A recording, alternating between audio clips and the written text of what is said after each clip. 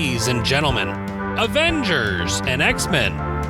My name is Jared, and with me is my completionist friend, Ian. That's me. We will be your hosts for the episode.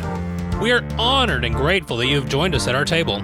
Today, we will be at the feature table, taking a look at Comic Hunters, designed by Robert Coelho, artwork created by Diego Sa, and published recently by Spin Masters. Comic Hunters is a comic drafting game where players collect real comic book issues of their favorite heroes. Creating different combinations of these sets will score the player a ton of points or no points. Once the game ends, you'll add up all the value of your collection, all the different comics you've collected of different heroes, all of the same heroes, or any combination that you want. Whoever has the most valuable collection at the end of the game will be the next hero of collecting. Wow. Huzzah! Let's review Comic Hunters. I don't think you can do whatever you want and be the next hero of collecting. I think you do have to kind of work within the strategies that the game wants you to work within. No, I think you can do whatever you want because you are the hero in this story. I don't think that's how that works. But that's okay. You know, you can have your reality and I can live in reality. It's all good.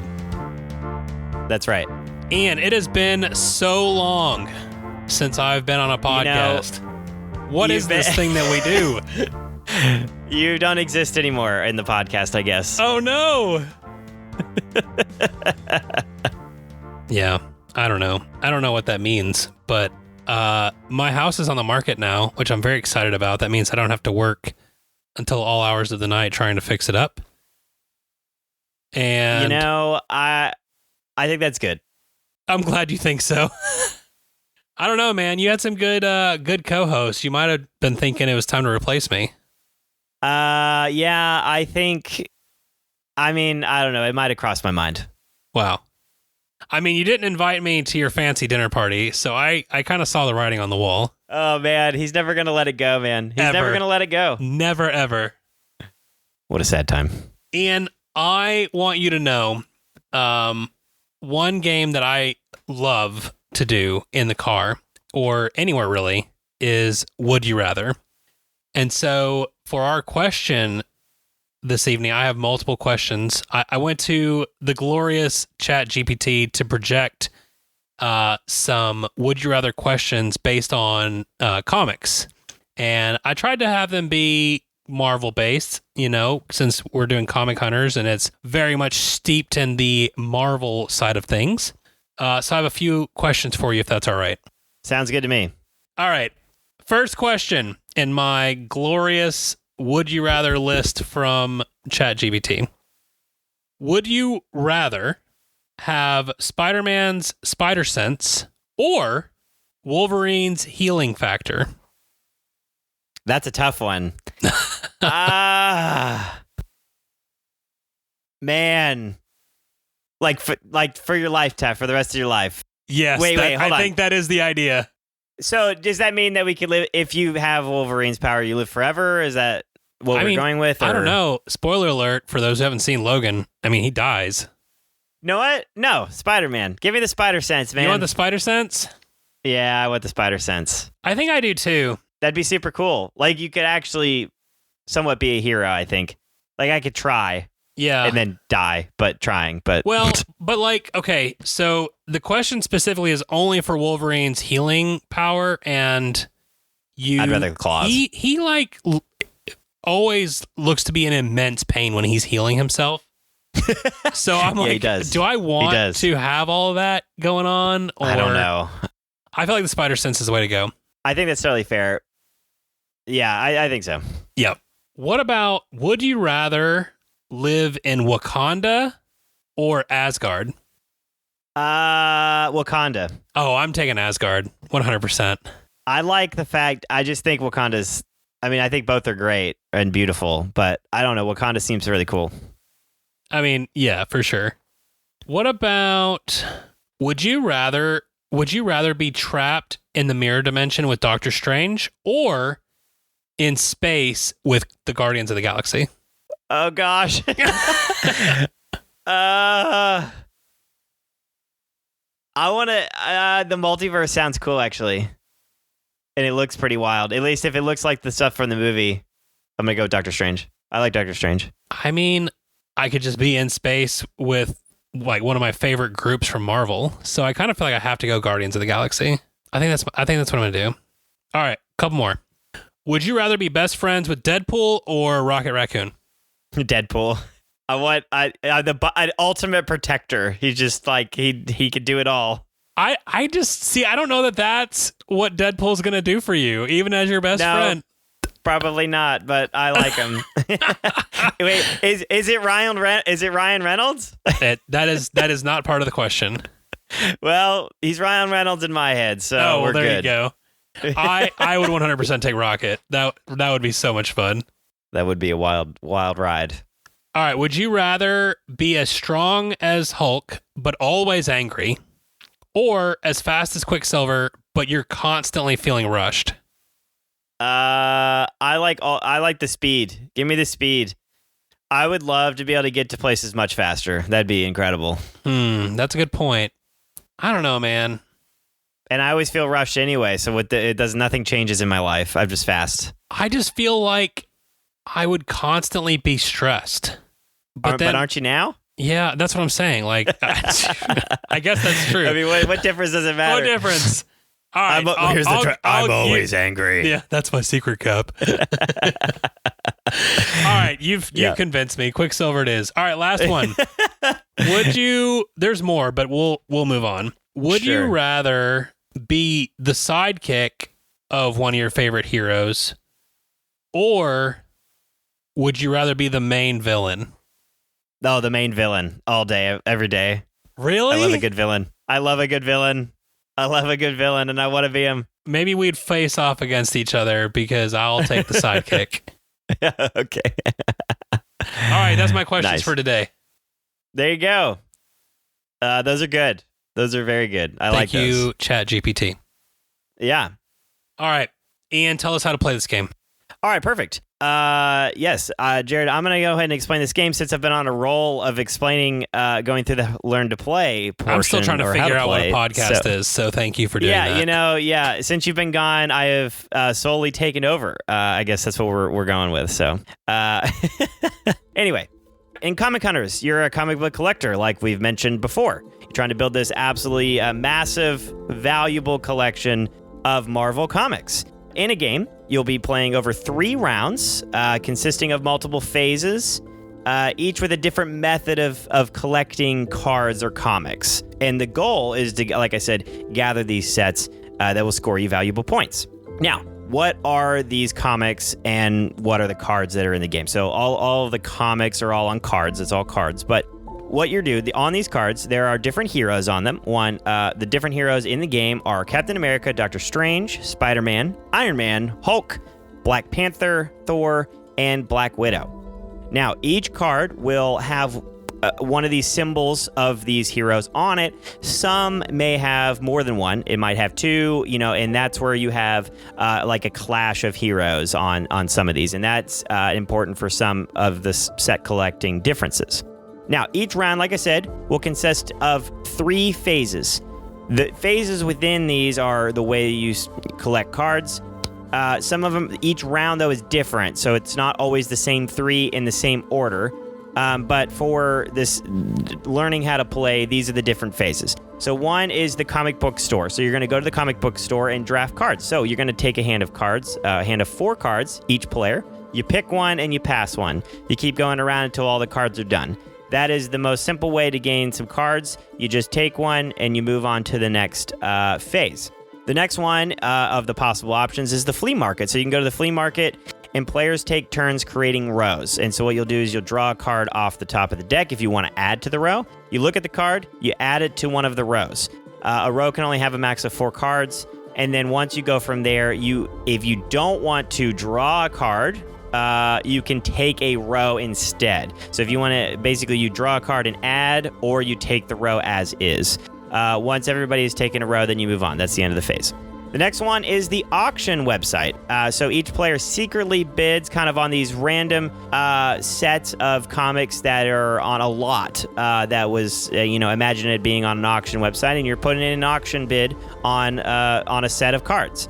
You have a secret stash that you'll be using to kind of bid for these lots of cards. And so you have a max of 15 points that you'll be using to, set up these, lots of cards. And so you have like a little token, and on that token, or you have a token that matches a location on the secret stash, and you start out with 15 money worth of a secret stash, and you can spend that secret stash to bid, like it's highest bidder. So if I bid 8 and Jared bids 6, then I win the auction. I drop my marker down 8 slots on my secret stash, and so at the end of the game, now I don't have 15 of points for the secret stash. I only have 8, or whatever the math is there. So I've spent 8. That's what I'm trying to say. All right, so everybody does only one person does this for this round, and then everybody will get a lot, though. Some of the lots obviously are not as valuable, so this is why you want to spend the most money you can, or that are willing to get the best lot. So each player will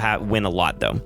The next thing is the convention. The convention is a grid of 5 by 5. What you do is on your turn for this drafting process, you select a card within that grid, and so there's actually one open spot to start, but you'll select a card and then you shift it either vertically or horizontally all in one direction until you stop it. Once you stop it, then you pick a row or a column, and then you pick a hero inside that row or column. It can't be both. You have to pick one or the other, and then you pick a hero within that, and you take all the cards of that hero. So then you go around the table, you do this twice for all the players, and everybody gets multiple cards, but you only get to pick one hero, and you only get to pick the row. But the cool thing about this one is that you get to move a card before you pick. So as kind of people select cards out of this 5 by 5, you get a little bit more opportunity to slide cards. So you can slide it almost all the way across the 5 by 5 or move it all the way down the 5 by 5 and really set yourself up for a nice big like column or row of the hero that you want. So as we said, you play through these 3 rounds, and it'll be a combination of these different drafting mechanics that we mentioned.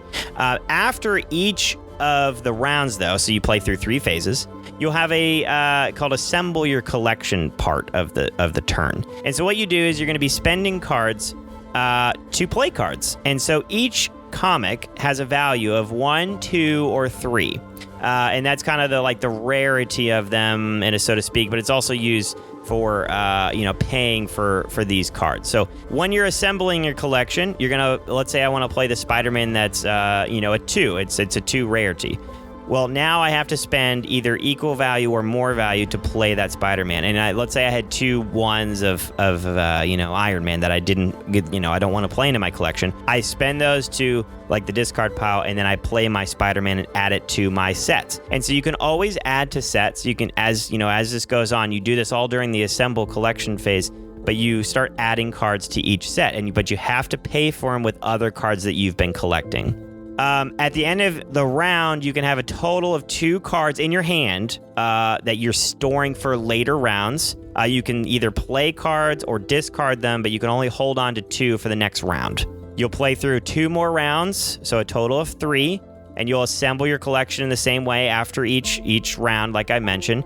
And then at the end of the game, after you assemble your collection for that last time, you add up the points for what you've scored or what you've collected. So like I mentioned before, you're going to have large sets of the same. So if you have a bunch of the same hero, you're going to get points for those. If you have some of the same type, so if you have some that are one set, so one if you have there's how many heroes did I mention? Oh goodness, what did I say? I think it's 8. Yeah. So you're going to gain points for how many different heroes you have and different sets of those heroes. So there's 8 heroes. And so for the amount of, if let's say you have 6 of the 8 heroes and you have multiple cards in each of those, you're going to get a bunch of points for that. If you only have 2 or 3, you're still going to get a couple points, but not as many for having a variety of the different heroes and the different sets. One of the last things you'll get is a single issue bonus. So each comic in the game has kind of a little twist. It's the first appearance of Captain America, or a special edition, or like this is the number one seller of that hero, or an epic battle between two heroes, or it's they changed their uniform or their suit or something like that. So these different icons pop up, and each game's different. You're only going to play with 3 of those, but you'll gain points based on those and how many of those you've collected. And then the last thing we mentioned is the secret stash. You'll add those to your total. Usually that's only a couple points, though, because you end up spending a lot of it, but you add that to your total. Whoever has the most points at the end of all this will be crowned the best comic collector and nerd of all time. And that's it. So, we'll head back to the table and we'll discuss. Good job, dude. I'm so proud of you. Did I miss anything? No, you did great. Oh, okay, good. I fumbled over my words. I fumbled my words a few times. It's all good. I got all excited. I love comics so much. I know you're just so excited to have me back. That's what it really is. Yeah, that's what it was. I wanted to show off. No, I guess I will say I'm not a comic book guy. Like, I don't collect comic books. I like comic books. Like, I think they're awesome. I love seeing collections of them. Sure. Do you have any? Did you collect comics or? No, we kind of talked about this on the Age of Comics episode. I've never really been into it.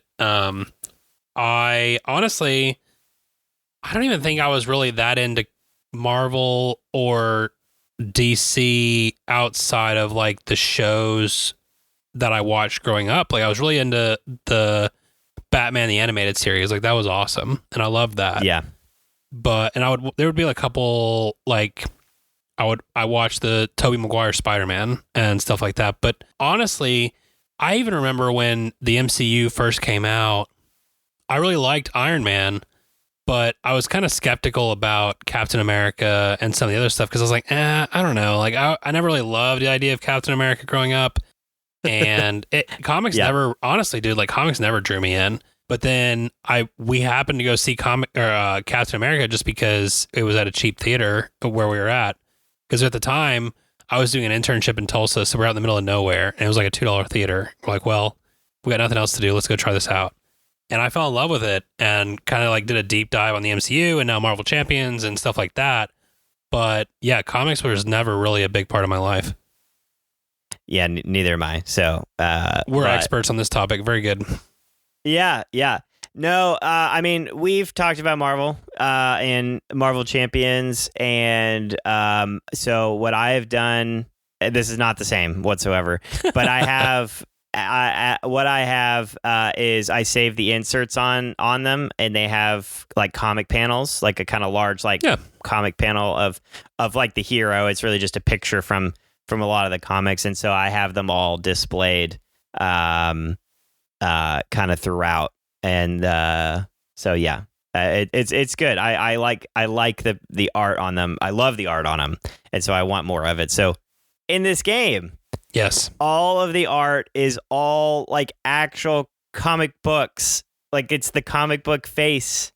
Yeah, and I think that's incredible. I think it is a good idea. I think this game is obviously trying to hook people that are into comics, and when you can say, oh, look at that, I remember reading that comic, and I remember having to try and search diligently to be able to actually, find that in a store somewhere, and I had to go to all these, or whatever, or that was my favorite moment reading this comic, or whatever it was, to be able to have that quick reference is definitely something that pulls people further into the game. So I think that was a good design choice from a artistic standpoint. Yeah, it's so neat. And yeah, I mean, I'll sit here and like literally just stare at these cards. I think it's awesome. Because again, I'm not a big comic, but like I don't collect them. So I know they're out there. I've seen panels, I've seen stuff like this, but to like actually sit here and just look at the cards, it's pretty neat. And to see, it tells you, what year they came out as well. Yep. And so I think that's really cool. You're like, okay, I'm kind of familiarizing myself with some of the lore here between of all the different heroes that we love. So no, for sure. I will say and we're kind of going to go backwards a little bit here, but I want to go ahead and get this critique out of the way because I understand that, Spin Masters wanted to try and make this as budget friendly as possible so that more people, it's a family weight game for the most part. Mm. The components, though, man, like the card quality, the actual chits, the rule book, I don't know, man. I think for something, especially because you're talking about an industry in comic book hunting that you want things to be pristine and high quality, and you gave us a box of garbage. Like, this is, I don't know, man. Like, I think you said it best when we first opened the box. This is like 1994 Pokemon trading card quality chits. And the cards are like, I don't know. How do you even describe these cards that you're holding in your hand right now? They're matte finished, like cardstock that I printed off my own, at home printer. That's right. I think like that I could print this game. It feels like card. Like when I shuffle, I'm like shuffling cardstock of my own. Like I cut and pasted my own cards. Which I think is such a bummer because it almost made me want to stop right there and not even play the game because it's like it almost gives off this feel of we didn't care about this game enough to put any kind of quality into the components. Yeah. So, and that makes me feel like, okay, well, if you don't care about this game, why should I? I think the way I look at it is that, one, this game is really, really cheap. Sure. I think I got it for around 20, but I think it doesn't, the MSRP on it is not very high. Would I have liked better quality? Even just the cardboard tokens, like that would have been just way easier to deal with. Just make them a little bit better. It literally feels like I opened a starter pack from a TCG. Like it's pretty rough. I don't even think that's fair. Like I think the card quality in the TCG is better than what's in this box. Oh, I think the card quality is. I'm saying the cardboard pieces. Oh, I see. Better. Like in a starter set or something. Yeah, I hear what you're saying.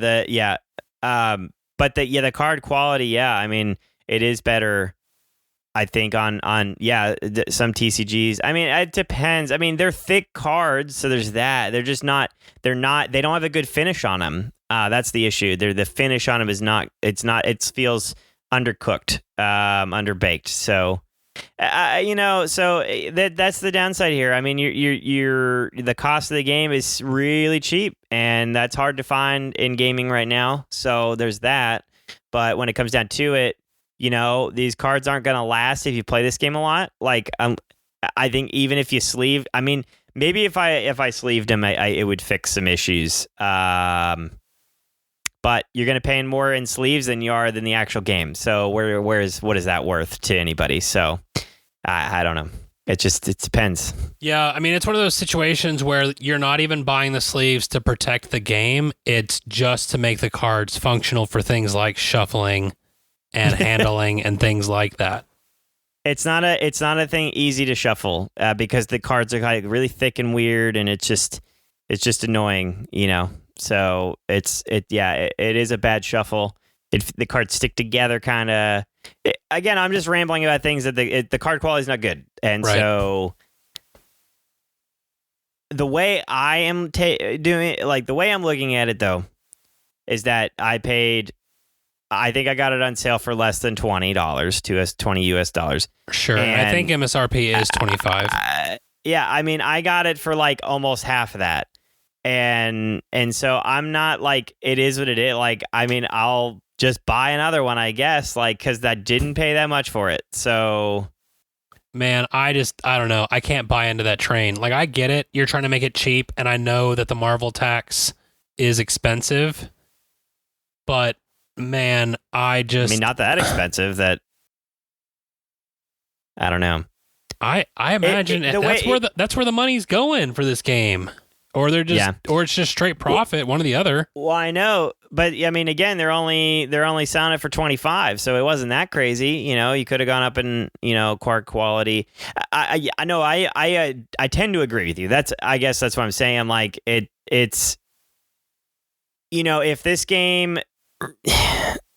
I don't know. If you retail it at $40, $39.99, I mean, how much better card quality are you getting? I feel like you could have got a lot more for another $14.50 of MSRP to get a better card and a cardboard piece. So, right? I mean, I feel like that's not crazy. There's games that sell for $40. I mean, there's just not a lot in the box, though. There's not. Well, how many cards are in here? Let's see. Because I'm kind of curious. There's 135 cards. Yeah, I there's just nothing in the box but cards and a small stack of chits. Like, I think you have, I don't even know that you have to go all the way up to 40. Like, I think you have so much wiggle room there. And I don't know, like I've talked to a lot of Marvel fans and they're all ready to spend money. Like, they just know that's part of it. Yeah, I'm trying to think of another game that is in the same price range that's just cards, or that is just cards, about the same amount of cards. Yeah, I'm drawing a blank. I mean, 135 cards is not a lot of cards. I mean, it's a good amount. It's more, yeah. It's hard to say. And I know we usually start with the positives, but I just feel like because that's your first impression out of the box, you immediately get hit with this. It's very frustrating. And I wanted to start there because I do think there is a game in here. And so, if that kind of quality is going to bug you, which I totally get, then I just wanted to put it on the front end is all I'm saying. No, I mean, I think it's something to look at. I mean, it's something to know. Yeah, and I'm trying to look at. I'm even trying to find another game that has that amount of cards. Yeah, I don't know. Anyway, I'm even thinking, like, I know this is a different game, but Bonanza has that many cards, and I mean, again, you're not paying for any kind of license with Bonanza, but yeah, actually, now that I thought about it, Bang the card game would be another great example. 103, so a little comparable, less, but that's 100%. But you can buy that for like $15. Cards are a little bit smaller in that they're like the American, gaming cards. But those cards are, I mean, relatively, they have a nice shine. They stand up to shuffling. I used to play that game a lot, and they handled a lot of shuffling. So it was a decision. It was that. We can move on. I wanted to put it out there is all. We don't have to spend the whole time crapping on it. I will say, if you like drafting games and you want a drafting game to last under an hour, then this has potential to be something that once you've gotten past some of the quality and you've gotten past learning the rule book, then this is a quick play once you know what you're doing. Yeah. And so if you're looking for a quick drafting game with Marvel involved, then this might be for you. Well, Jared, do you want me to start with the things we do like? Because I do like this game. So what do you want to start? What do we want to do? No, I just wanted to pivot it. That was my attempt at a segue. So you jump right in. Bring us some positivity. Okay. Well, one, it's Marvel. Woo! We love Marvel here. I love the art, obviously, because they're taken directly from comic books. I think it's great. I think they put it on the cards. I think the cards are easy to, like, the layout of the cards is fantastic. They have the symbols for each of the heroes on the tops, on the sides of the cards, and then your special symbols are on the, like, bottom left normally of the cards. And then I love the fact that they tell you when it came out and the volume and the issue and what year. I think there was detail. Like, it's funny enough, we talked about they didn't have detail and, like, putting the effort. They put effort into that, in my opinion, is that they put, Like they went and found all of the different comics and they found out when they came out and made sure that was on the card. Because when I'm looking at these cards, I think that's important. Like, I think that's really cool that I like when I'm looking at it, I'm like, oh, that kind of looks older. If like, I know it seems crazy. Like, why wouldn't you do that? I could see somebody not doing that. And I appreciate that it was done and that the year is on there and the volume and issue. And of like, oh, I really love that comic book. I'm going to go look for it. Like, I don't know. There's stuff like that in my head that runs through it. I'm not ever going to do that, but I could see that. And it kind of makes me, my interest is piqued when playing a game like this. So also the amount of different ones, like they have all the different heroes. And then some of the issues have multiple heroes and they count towards like different collections and you can put them in whatever collection you want. So if you're like, okay, I'm collecting Black Widow, but this card is Black Widow and Iron Man, then I'm going to still put in Black Widow. But you can always move it as well, which is kind of nice little tactical thing. Sure. That you can do is move it around. And I think that's really neat. Overall, I like drafting games. I think it's a great drafting game. And there's like 4 different ways to draft cards. One, like I was gonna classic, say, is it have like a hand of like pick one and move on, you know? Yeah, I was just gonna jump in and say, I don't even know that it's like a drafting game. It's more like 4 mini drafting games that are sprinkled in over the course of a full game. I think it's really neat. I think it's a cool way to mix it up and keep players interested in the ways, you know, to gain cards. And there's a strategy to each of those. Like obviously like picking one from a play of 4, like there's not much strategy there, but the other ones, like using your secret stash to gain cards, like how much do I want to spend now? You're gonna do the secret stash, I think, once or twice in a game, and so how much do I want to spend now? How much do I want to spend later? It's important, and then how much do I want this, you know, really big set of cards that it looks really nice, you know, and has a lot of points and a lot of the heroes that I want. Though after all that, though. I don't want to speak for you, but like the 5x5 grid thing is pretty awesome when drafting cards. I think that's really neat. Being able to move a card over and then you take all of the row or stack that you want of that hero. What do you think about that one? Because I really like that one. I do enjoy that. It was very interesting to try and map out, okay, if I do this, I'm giving him this kind of thing, but it also means that I get that.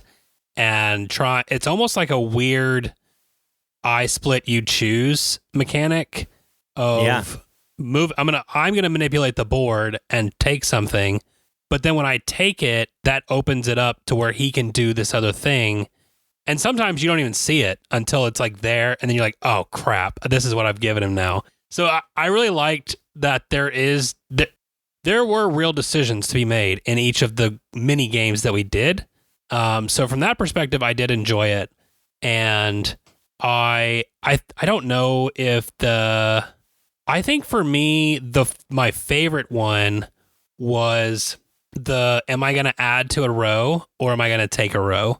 Because I feel like that flea one, market. Yeah, the flea market, because it had the most tension of, man, if I add this card, it's going to make that look really good. And is that going to look good enough that he's just like, well, that's what I'm taking? Or, you know, is it something where we can go another round and get something that I actually want? Because there's some things in there that I do want, but then maybe something else will flip up that I really want that he doesn't care about. So I really enjoyed the flea market as my favorite of the drafting options, but I really enjoyed each of them in their own right. And it's interesting because this game does play between 45 minutes to an hour, but each of the game as a whole and each mini game kind of has this filler kind of feel to it. There's not too much thinking. It's kind of we're just playing some cards, but at the same time, you do have decisions to be made. Yeah, I mean, I think it's no, because in any card game, like you're really deciding what do I want to go for, and that happens a lot in this because you're going to see cards early on and different phases. And one thing we didn't mention, like so like the auction, the store, And then the convention are usually the different ways you see like the level 1, the level 2, and level 3 cards, like the value 1, 2, and 3. And so some like the store, your local store, you're gonna only see level 1s. But as you go to like the convention, it's got the big value cards. And so most of the cards you're getting in that convention, this 5x5 grid, are 2s and 3s, not 1s. Some you do see some 1s, but especially early on, they're like the big value cards. And the same thing with the auction side. You're buying these big, high value cards where the other, the market and stuff like that in the store, you're only seeing these low value ones. So I think all of that is such a neat way to kind of show their hobby. I think it's a good kind of representation of the comic hobby, is that these are these are the different ways you do collect. You go to big conventions, you buy from your local store, you go to a flea market, you find cards in different, in this way, comics, you find comics in different ways. And I think that was a good representation of that. I think it was a really neat idea. And I don't know anything really about the design or anything in that regard of like, if they collect it, I don't know, but I think it was a good representation. I think it was really neat in the way they handle it, the 4 different ways. I think it was really cool. Yeah, and it's definitely a very simplified experience of each of those types, obviously, because it's not meant to be a super in-depth think through all the aspects of going to a convention or going to a flea market or whatever. It just right. Hits the highlights, and I think that's cool for what they're trying to do there. Absolutely. Other things that you like? Yeah, I mean, I like the way the end game scoring. One, okay, so you can go different routes in this, like collecting all the cards. You can collect all of the same, like you can collect 3 heroes and collect every single one on them. If that's what you want to do, you can do it that way. Or you can be like, I'm gonna get and to clarify on the rule on this, you have to collect sets of 2, I think at least, of a hero. Like when you play them and you assemble a collection, you have to have at least 2. But you won't get any points for 2. You really want a set of 3 or more is where you start to get points. But as a set can be technically 2 issues of a comic book. But the other option is like collect everybody. Collect 2 of every hero, and have this massive like variety sets, and you score points that way. Or you're like, I'm going to go for the special icons for this game, like, first appearance of the hero, or they, their suit changed or something like that. And so I think you can really, like, you can kind of hone into the collecting part of like, I want to do it this way. I think that'd be really cool. So I think that's really neat. And the way the scoring at the end, I think, is such a fascinating way of kind of blending all the different things that we've done this entire game together. I think it's a well done way of doing it, in my opinion. Yeah, I think so. He's not so sure. No, I'm just contemplating. No, definitely. And I think for me, another one that we've seen in a lot of games that we like, the currency, your cards are your currency, is something that it draws me in as well. And yeah, I like that. It's tough, right? Because you can't keep everything, and it almost feels like you've overspent, and you realize you've overspent. And now the credit cards do, and you're kind of like, oh crap, I got to sell some of these off. Yeah, and I can decide to just penny out some of these, or I can really sell off the value ones and get some money back. Almost like what we do in board games, right? Where we like sometimes we sell off the out of print, very valuable stuff, and then let that churn for something else or whatever. But yeah, absolutely.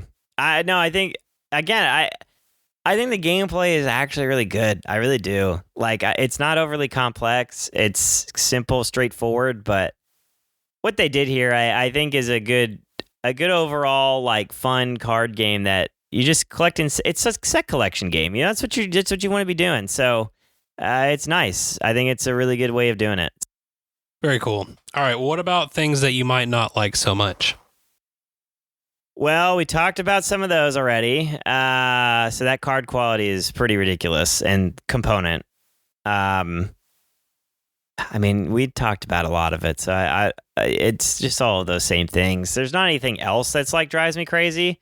Like, I like the gameplay. I like the way it picks up quick. It's quick, turns. player turns are, you do one thing, you play a card or draft a card or play a card or whatever, and it's my turn. So, and then I think when you're doing the sets, I think everybody's kind of doing it simultaneously as well. So, yeah, I think for me, man, okay, two things. I'm just going to put this out there. We are not dumb. Okay, you and I have played a lot of board games. We understand the pattern of a lot of different games and like the basic structure of how these things are supposed to work. We have played an insane amount of drafting games because it's a mechanic that you and I both like. Yeah. But for whatever reason, this game, like the rule book, is atrocious. It's pretty bad. We did a raw, like you got the game and it got to your house that night that we were going to play something. So like whatever, we're just going to get a full experience where we open it up, read the rules, and just learn it as we go. And I feel like for how simple this game is once you actually got there, it was so complicated, like getting into it. And I'm not sure if it was just that night or if the rule book's just that bad or what it is. But dude, I don't know, man. It kind of falls into I know that you said that, I don't know. I'm not going to say that somebody doesn't care about their game, but I feel like you got to do better, especially for a game that you're trying to make family level. You're trying to get mass market into it. Yeah. No, I think that's fair. I mean, yeah, the rule book's not well written. So no, I mean that's a real issue. I will say, like, when we first learned it, we were playing with two. It's like almost a different, like, the rules. Sure. It's not well laid out, and so then like you're like learning some. You're like you read through the rule book as normal, and it's like you play this way, and then a 2-player. Oh wait, nope, you got to do this all different. And so because you like don't put out as many of those cards, you don't have this many of this action, and so like you're checking a couple things. Well, the 2-player thing is the other thing that I wanted to mention. If you are wanting to buy this game to be primarily a 2-player game, I would highly recommend that you don't. We in the 2-player games that we finished, we said, oh, this was fun. It would be a lot more fun with 3 or 4 players because you need that extra player or two adding to the different pools, adjusting the board. It's meant to be a 4-player game. I would agree with that.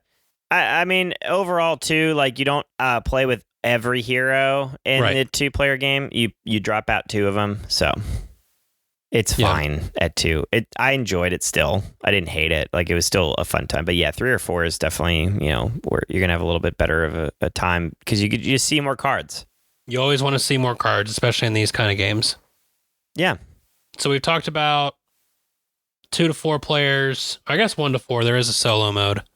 This game was originally published in 2020, but it was not in the US. And so, oh, really? Yeah. So last year was the first year that it came over through Spin Masters. So I'm not sure how difficult the licensing is, especially since stateside Fantasy Flight has most of the Marvel licensing. So I'm not sure what the complication was that they were able to navigate around, but I'm not sure how much they can keep doing. But all right. Well, do we want to move into grading and final thoughts? Yeah, I think that'd be good. Okay. I think you said it earlier, and it's kind of been going through my head pretty much the whole episode. This game is fine. Like, I think the mini games are fun. I think it does have a space in the filler part of a collection. The problems with it being a filler is it only goes up to 4, so you can't. Most really good fillers, in my opinion, get up to 5 or 6 because when you're in a game night, you want to be able to include a bunch of players to do something light in between those games where you're kind of split off. But it also is closer to your 45-minute to 60-minute playtime, so you're kind of moving out of the filler range as well. I've made my opinions about the card quality, and so have so many others about just everything about the components is subpar, to be kind. And I do think that it actually takes away from the gameplay. I know that I lean towards nicer components. I lean towards being okay spending a little bit extra money for better components, and I know not everybody is like that, but I think this is a situation where it's really bad, and it does really penalize the game and kind of turns players off. I do think, like I said, the mini games are fun. I like pretty much everything that we did in this game. I don't know that it's like enough to keep pulling me back a lot. I think I'd be fine to play it. I think it's tough because I think if the card quality, the rule book, that kind of stuff was not an issue, I think I'd have this somewhere in the 7 range where I'm like, this is fun. I'm cool to play it. It's not going to be my favorite, but whatever. But given what we do have in this situation, I think I'm giving it a 6. And I think that speaks to both how enjoyable the mini games can be when they really sing, and it also says what the rule book and the card quality and the component quality are doing to really bring it down.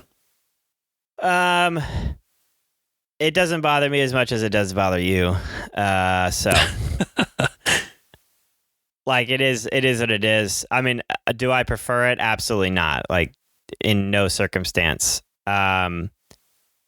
But I like the art enough, and the overall gameplay has been enjoyable. So my rating is going to be a 7. Like it's not spectacular, but I think it is like an above average, mainly theme. Like theme here is definitely driving it. I'm not going to lie. Like I can't sit here and just say, yeah, the gameplay is just fantastic. Like no, the theme has a significant part of this, and the fact that it's Marvel and it's comics and you're collecting them. Like that whole theme is really driving this game. It is what it lives and breathes and dies by. But overall, like that's how this is, and that's how games like these are when you're talking about theme like this. So overall, yeah, not a big fan of the card quality. I think the card quality and all that, like it's gonna drop it down 0.5 to a whole point for me. So I don't know what it would be if it had spectacular components. We'd be looking at more like a 7.5 or an 8. I don't know if I'd go to 8, but I'm going to say 7. I'm going to stick with 7 here. I think it's good. I like it for that fact. And I just like the gameplay. I think it's pretty good. Like overall, and I will say, like even with all that, the price here, like I know it's bad, but I can't, I'm going to say for this game being almost just like you can get it for less than $20. I don't know. That's pretty good. Like, I know the cards suck and they're not like, I'm disagreeing with you. I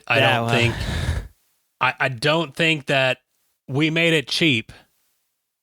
Therefore we can justify crap components is good enough I don't think that's a good enough excuse. I'm not saying that's what they're doing. I'm saying for me, like, I enjoyed the game enough as is, and I'm not going to be playing it that much anyway. Like, I don't play all my games like 100 times. That's just not how it works for me. So the games that I do get out at the table, I got this, for what it was worth, and I'm going to enjoy it. And like, the way I look at it is like, especially with games, I guess like compartmentalize. Oh my God, I can't even say the word. So I'm just going to ignore that. Compartmentalizing. Thank you. That the fact that like for the games that I don't spend a bunch of money on, like I'm not holding a bunch of value on like, okay, I have to just keep every card perfect. Like I do that on the games I spend a lot of money on. But if it's on a game that I know I'm going to like run through the cards a lot or shuffle a lot, like I have a ton of card games I don't sleeve. It is what it is on those card games. I got them for like $10 to $20. It's fine. Like, I don't care. They get used. They get plays. Games are meant to be played. And so, yeah, I mean, is the cards, I don't know what, these are not going to hold up. I know they're not, but like I have a lot of card games that haven't held up either. And I still shuffle them. All the cards are frayed. Like, I know that's going to absolutely like somebody's going to die when I say that. Somebody might have just had a heart attack. I don't know. Just the words I'm saying out of my mouth right now. But in my mind, like I think it's a good game. Like we're talking about the game here, and yes, those are all issues. Absolutely.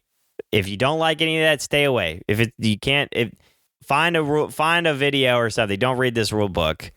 But if we're going to talk about the cards and the theme and then the game itself, I think that kind of supersedes kind of all the bad stuff, in my opinion. I'm down to play this. I own it. I'm going to keep it because I like Marvel stuff, so I'm a geek. I'm a sucker for it.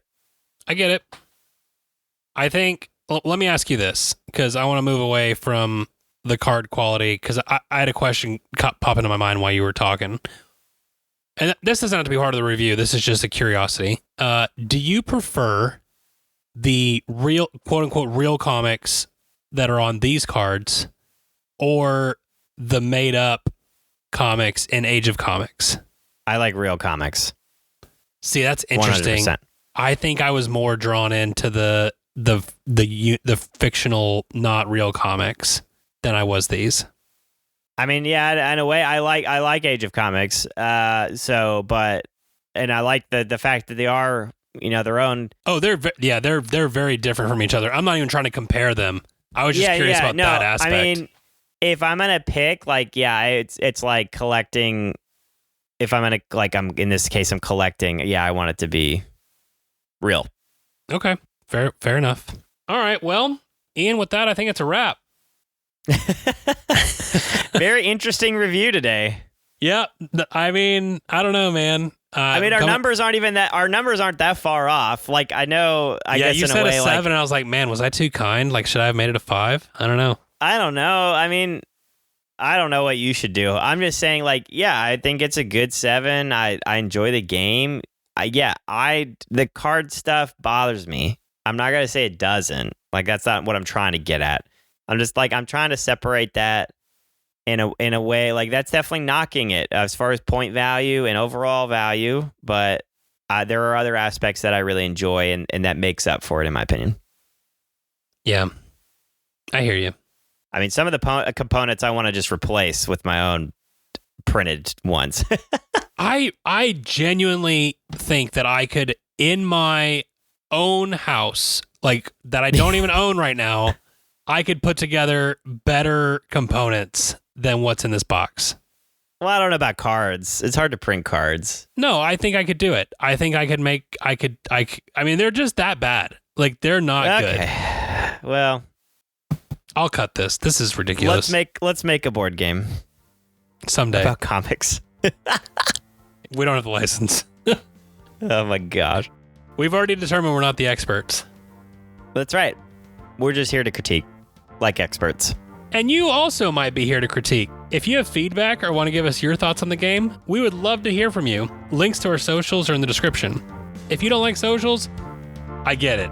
Check out our website at thegametablepodcast.com. Shoot us an email at thegametablepodcast@gmail.com, or find us on BoardGameGeek. All these links are in the description.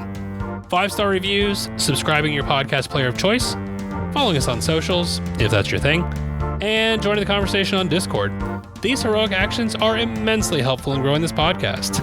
Special thanks to Anna Snyder, who made the intro and outro music, and to Alexi Chistelin for the How to Play background music. Join us next week. In the meantime, may your dice rolls and your card draws be blessed, and your experiences at the table be ones to remember forever. I am Iron Man. No, you're not.